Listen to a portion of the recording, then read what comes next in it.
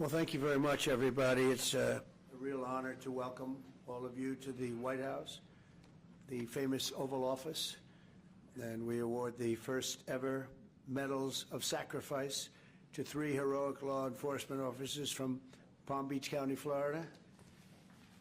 I went to the service. It was crazy. It was just horrible. Earlier today, Congressman Brian Mast, who's right here, introduced a bill to ensure this new medal will be awarded to any law enforcement officer or first responder who gives his or her life in the line of duty. I also want to recognize Laura and Eric Trump for their work to make this medal reality. Thank you, Laura, and thank you, Eric. Appreciate it very much. Thanks as well to Attorney General Pam Bondi, who's with us. Pam, thank you very much. I appreciate it. So busy. She's so busy, but you wouldn't miss it. Secret Service Director Sean Curran. Sean, wherever you may be. Hi, Sean.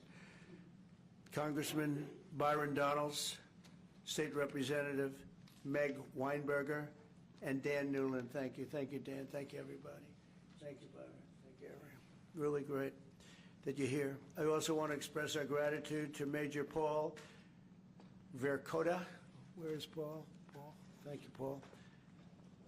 Captain Ryan Mugridge. Thank you, Captain.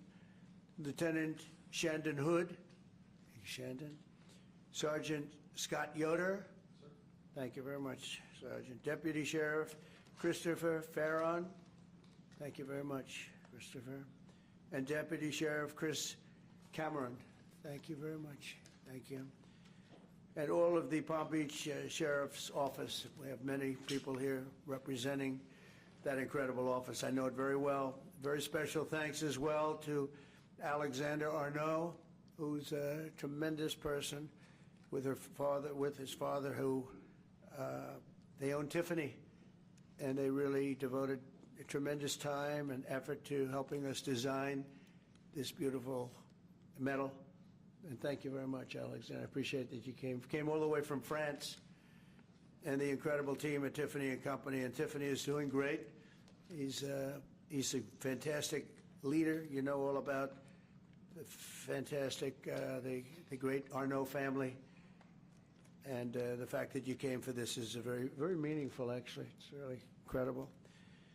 But for crafting this beautiful medal, and I know he looked at it and he worked on it, and he had his best people working on it, and people are loving it. And this will go on for a long time. You'll be making that medal for a long time. Unfortunately, in one way, it's very sad, but we properly respect the ones that have lost their lives. Today, we also remember 3 remarkable heroes who will become the medal's first ever recipients. It's a big honor. Corporal Luis Piez Jr., Deputy Sheriff Ralph Butch Waller Jr., and Deputy Sheriff Ignacio Dan Diaz. And thank you very much. You're represented by family members who are, I was there with them. That was devastation. They were devastated. We're profoundly grateful to be joined by their loved ones. Corporal Piez's former wife, Doris. Thank you, Doris, for being with us. Thank you very much. Thank you. And his son, Cameron, good-looking son, too. Deputy Waller's wife, Denise. Thank you, Denise, very much. And Deputy Diaz's daughter, Alexandria. Thank you. Thank you very much. I want to thank you all. And the 3 officers we recognize today were close friends. They were really close friends and colleagues, and together they dedicated their lives to protecting the people of Palm Beach County and well beyond. And they were beloved by everyone and respected by all. Really, really top-of-the-line people. Countless times when I was in Florida, they proudly saved, and they saved a lot of lives. They were going around saving a lot of lives. Their reputation was incredible. They served in motorcades for presidents, called presidential motorcades, a very dangerous job, actually, and I was deeply honored to attend their memorial service last year. In a horrific accident in November, the 3 officers were working to restart one of their motorcycles on the shoulder of a road when they were struck by a SUV, struck dead center, and all 3 perished from their injuries. essentially they perished immediately. This was a terrible tragedy. It shook the entire Palm Beach community like very, very few events I've ever seen. All of Florida mourned their loss, and today our entire nation joins in honoring these three incredible patriots taken from us much too soon, much, much too soon. To Doris, Cameron, Denise, Alexandria, and to all of those who love these brave men, we are deeply sorry for your loss and eternally grateful for their sacrifice, their great, great sacrifice, just respected by everybody. We'll never forget their legacy, and we will never forget the debt we owe all of these great law enforcement heroes who have given their lives to keep our community safe and make America strong again. We have so many unbelievable people in the police department and other departments, first responders, firemen, a lot of brave, incredible people. And I'd now like to ask my son, Eric Trump, to say a few words, followed by Congressman Brian Mast and Alexander Arnault, who's going to be giving out the medals. Then I'll present the medals of sacrifice. Thank you very much, everybody. Thank you for being here, too. Thank you. Please. Mr. President, thank you very much. My father and I attended that funeral that day, and I can't tell you how moving that experience was. And one simple question was asked: why is there no medal of valor, medal of sacrifice that commemorates law enforcement officers, first responders who have fallen in the line of duty? And Congressman Mast, he was there with me that day. He was with my father, and we said, we're going to take care of this problem. We're going to get involved. And the first call that was made was to the great Arnault family who owns Tiffany's, and they said, without hesitation, that they'd be honored to design something absolutely beautiful that's a tribute to these incredible officers, these incredible EMS responders. And here we are, roughly 6 months later, with something that's truly beautiful. I want to thank the Tiffany's family, the Arnault family, for all the work they put in their entire team. I can tell you this has been a nonstop effort. I want to thank the Congressman. Without the Congressman, his staff, we would not be here today. I want to thank the President for allowing us to do this. It's such an important mission. This medal is going to be given for hundreds and hundreds of years to come. And last but not least, I want to send, on behalf of this entire nation, on behalf of our entire family, the incredible families of the Palm Beach Sheriff's Office and your incredible families.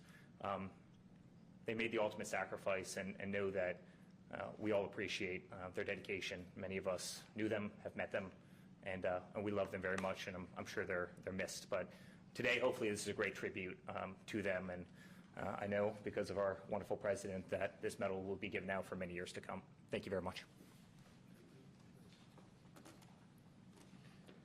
I would just start by thanking all of our law enforcement officers. The job is always dangerous, and you do it still every single day. And I would thank the families, because the job, as you are a reminder of, is often deadly. And I would thank you, Mr. President, because for the first time in our nation's history, you're willing to say to all of our first responders, all of our law enforcement, all of our firefighters, we're going to recognize that sacrifice from the office of the presidency for each and every one of them. And that's never taken place before, that recognition, that it's a job that's always dangerous and often deadly, and there's a debt that can never be repaid, but you're willing to recognize that debt. So thank you, Mr. President, for recognizing the debt. Thank you. Mr. President, Congressman, thank you very much for involving Tiffany in this process. We're very honored to having made these medals. Tiffany is a jeweler, as everyone knows it, but also a maker of American heritage. We were making the Medal of Honor in the 19th and early 20th century, and it's only natural that we followed with this heritage, just as we work on other very important American heirlooms. This medal was made in Providence, Rhode Island, in our largest factory in the U.S., out of silver, plated in 24-karat gold, just like the ceiling of this office, and represents the coat of arms of the United States. Mr. President, thank you very much. Thank you very much. Byron, would you like to say a few words, please? First, to be brief, to the families, we are so sorry for your sacrifice, but your officer from your family represented not just Palm Beach County, but the United States with honor. Mr. President, thank you for allowing this to go forward. To my colleague, Congressman Mass, thank you for your leadership. We will always honor first responders in the United States of America. Thanks. Okay. So,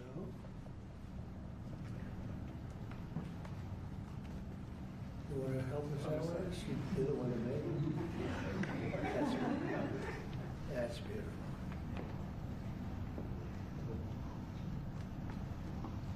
So can we ask the families to step forward, please? Chair, would you like to help us? Please.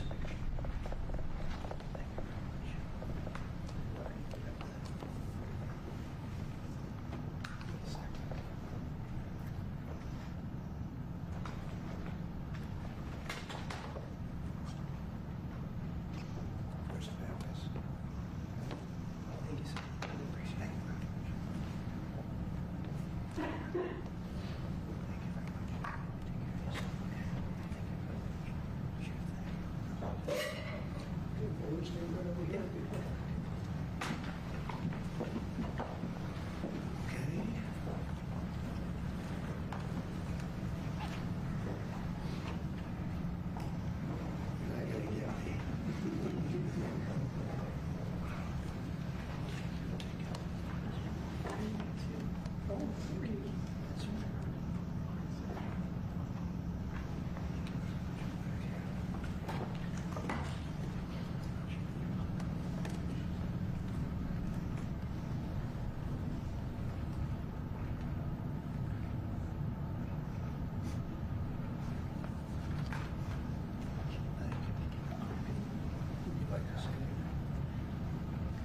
I would like to thank you very much for honoring my husband and his brothers and for what you do for the country.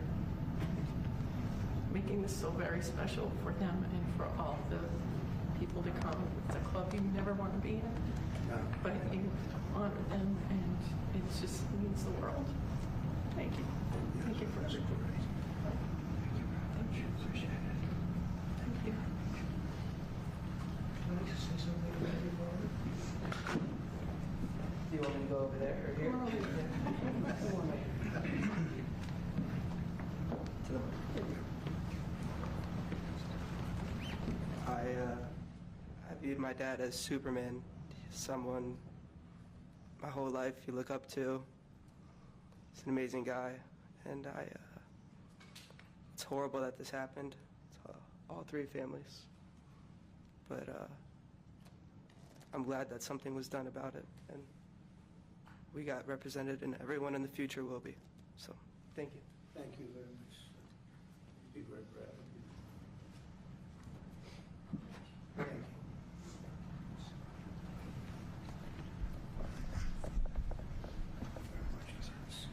Thank you, Mr. President. Thank you very much. Thank you very much.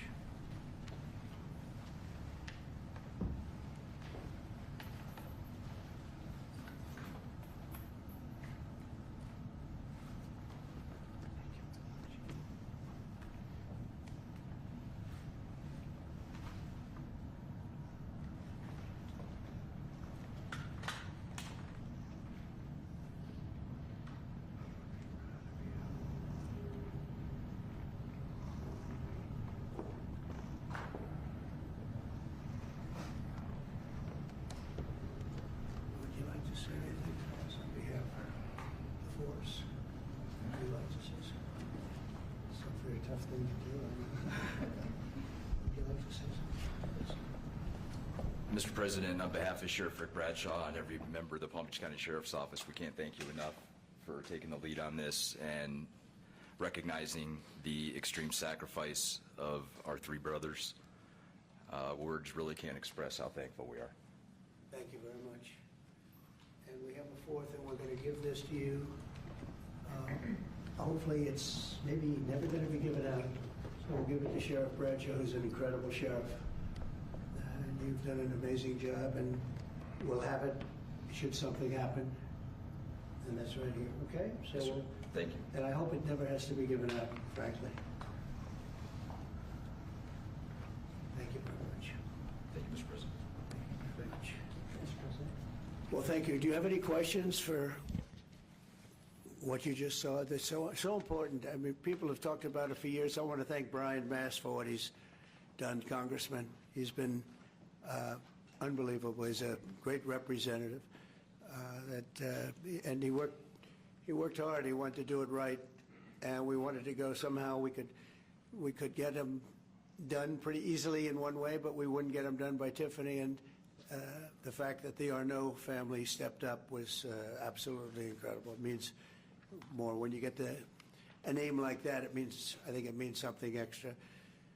But these were incredible people, and they're looking down on you right now, and they're very, very proud, very, very proud of all of you. And it's too bad we had to be doing this, but I was there with you that day. That was a rough day. Thank you very much. Would you have any questions? Yeah. Do you have plans to give this award to any other families posthumously who find themselves in the same position as having made this sacrifice, and then after the testimony question about your call today? Having to do from a previous? We're looking at the possibility of that, yeah.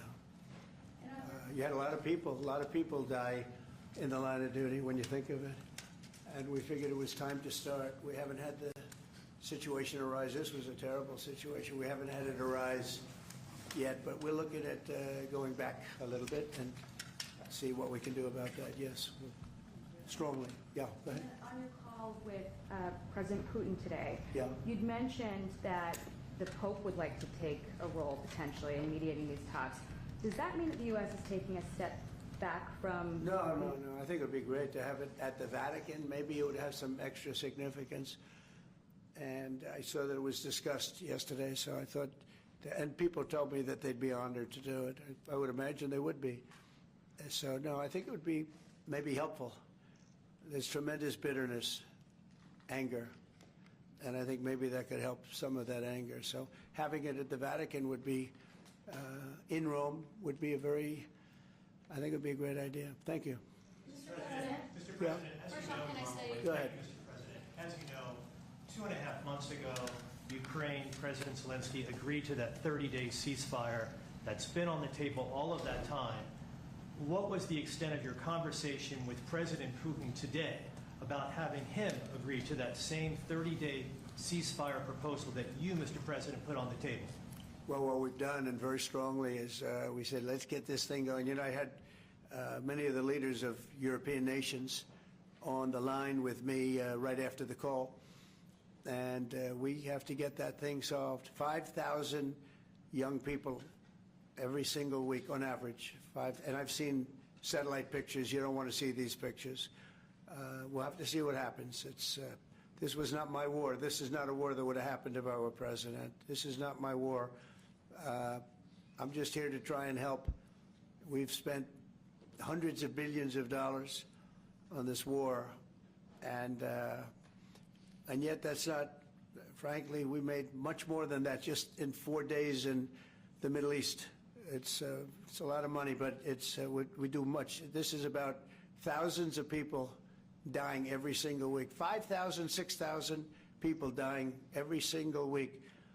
And just like you have the relatives here, wives and children and everything, you have, these soldiers, they say goodbye in Ukraine and in Russia, and then their parents never see them again, except maybe in pictures of horrible scenes, because I've seen some scenes, I've never seen anything like it. So we're going to see if we can get it taken care of. Yeah, please. First off, our thanks to the members of law enforcement who are here, and our condolences to the families. We're very sorry for your loss.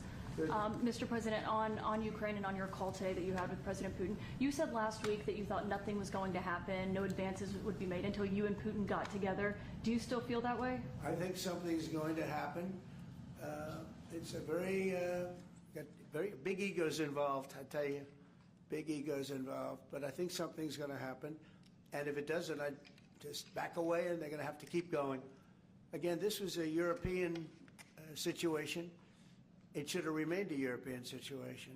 Should have remained. But we have, because the past administration felt very strongly that we should be involved, and we got involved much more than Europe did in terms of the money and all of the things that we gave. We gave a massive, I think, record-setting amounts given to a foreign. There's never been anything like this, both weaponry and money. And Europe gave a lot also, but they didn't give anywhere near what we gave. We gave probably almost 3 times the amount. And it's just a shame. The whole thing is a shame. Did you ask The level of death here is just a shame. Yeah? Did you ask President Putin to meet with you About what? about Ukraine? Of course I did. I talked to him about it. I said, when are we going to end this, Vladimir? I'd known him for a long time now. I said, when are we going to end this bloodshed, this bloodbath? It's a bloodbath. And I do believe he wants to end it. You know, when I made the call, I told the people last night, I spoke to the heads of the different countries, Germany and Finland. We had Italy, as you know, and UK was on the line today, and a couple of others. And then they were, in turn, calling everyone. Ursula was there from the European Union. She was terrific. And we spoke for a long time about it.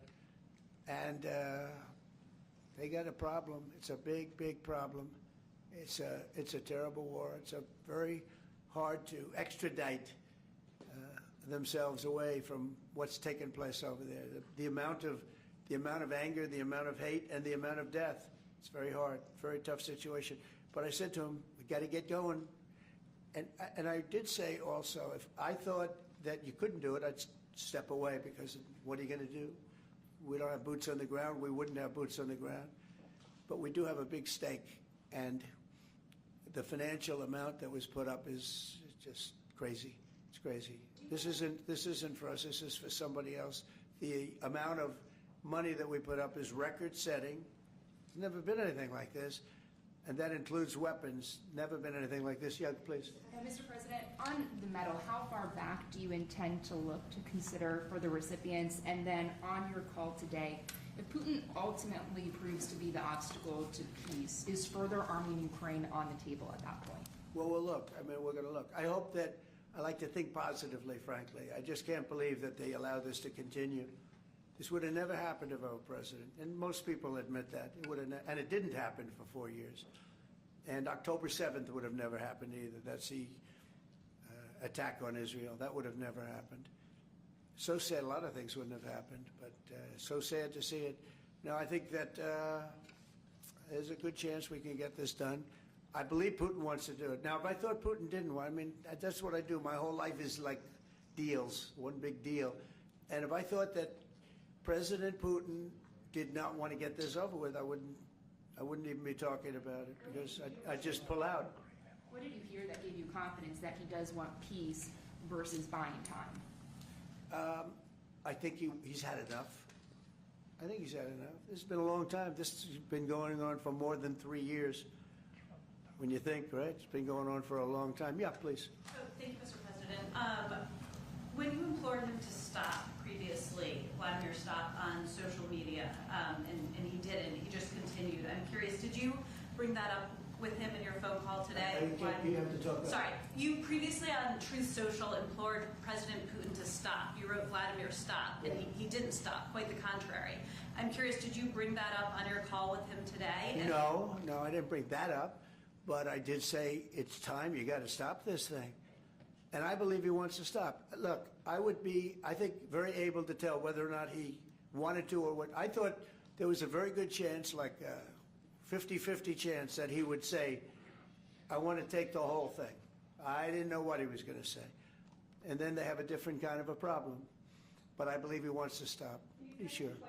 Just now about backing away or walking away if it looks like it's going to be an intractable problem. Do you have a red line in your head of what would cause you to back away? And yeah, in my head, but not something I'm going to announce. But yeah, definitely in my head I do. Yeah. Exactly would that look because like? This isn't our war. This is not my war. This is not the war. I mean, we got ourselves entangled in something that we shouldn't have been involved in. And we would have been a lot better off, and maybe the whole thing would have been better off, because it can't be much worse. It's a real mess. It's a death trap.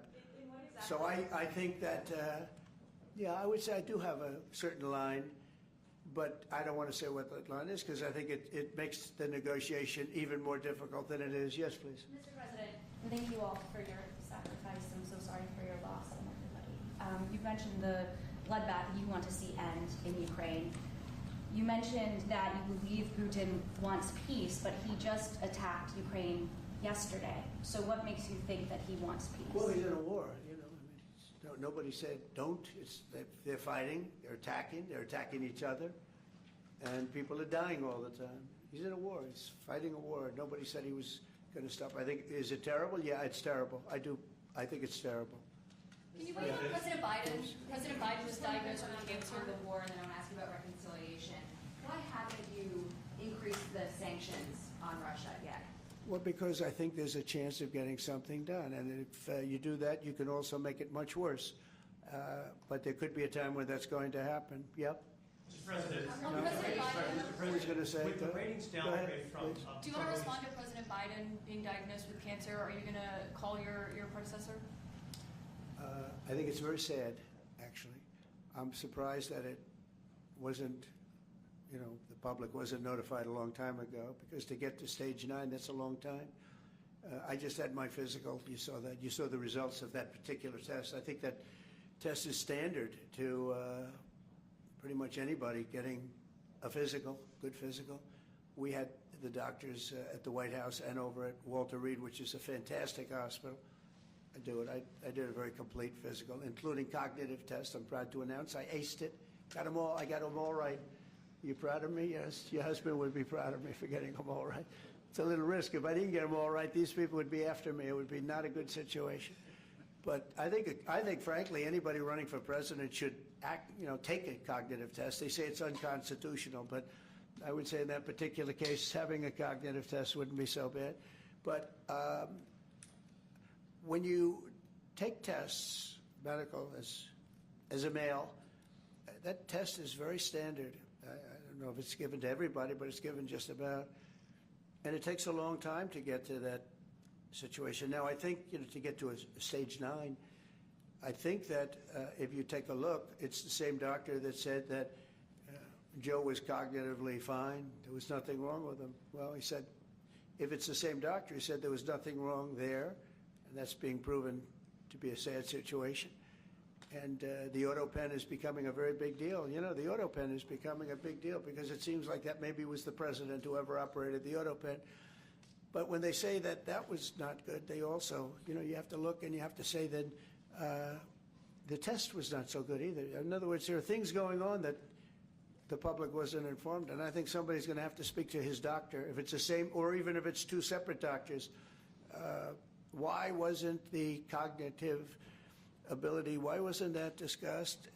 And I think the doctor said he's just fine, and it's turned out that's not so. It's very dangerous. Look, this is no longer politically correct. This is dangerous for our country. Look at the mess we're in. You're talking about all these questions on Ukraine and Russia that would have never happened. As an example, if I were president, it would have never happened. The other thing is you have to say, why did it take so long? I mean, this takes a long time. It can take years to get to this level of danger. So it's a very, very sad situation, and I feel very badly about it. And I think people should try and find out what happened, because I'll tell you, I don't know if it had anything to do with the hospital. Walter Reed is really good. They're some of the best doctors I've ever seen. I don't even know if they were involved, but a doctor was involved in each case. Maybe it was the same doctor, and somebody is not telling the facts. That's a big problem. President Zelensky of Ukraine says the Ukrainians are ready for a ceasefire. They're ready for peace negotiations. In your mind, is Ukraine doing enough to get this? I'd rather tell you in about 2 weeks from now, because I can't say yes or no. I think, look, he's a strong person. Zelensky, a strong guy, and he's not the easiest person to deal with. But I think that he wants to stop. He's, not. It's a very bad. It's a very bad thing that's happening over there. I think he wants to stop. But I could answer that question better in 2 weeks or 4 weeks from now. I hope the answer is that he wants to get it solved. I want to thank everybody very much, and on behalf of the United States of America, we greatly honor your family and your friends and everybody that had to suffer so much. But you have some 3 great men that are looking down on you, and they're very proud right now. They're very proud. This is the Oval Office, and They're a big part of it now. They're a part of the Oval Office, the White House. And thank you all very much. Thank you. Thank you, Sheriff. Thank you very much, everybody. Thank you.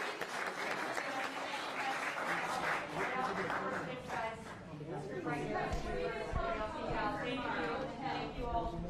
Thanks, guys. Thanks, guys. Head right out this way. Just come forward. Thank you. All right, let's go, guys. Thank you. Mr. President, thanks, guys. Thank you. Head this way. Thank you. Thanks, guys. Thanks, guys. Head out. Thank you. Thanks, guys. Let's go around these doors.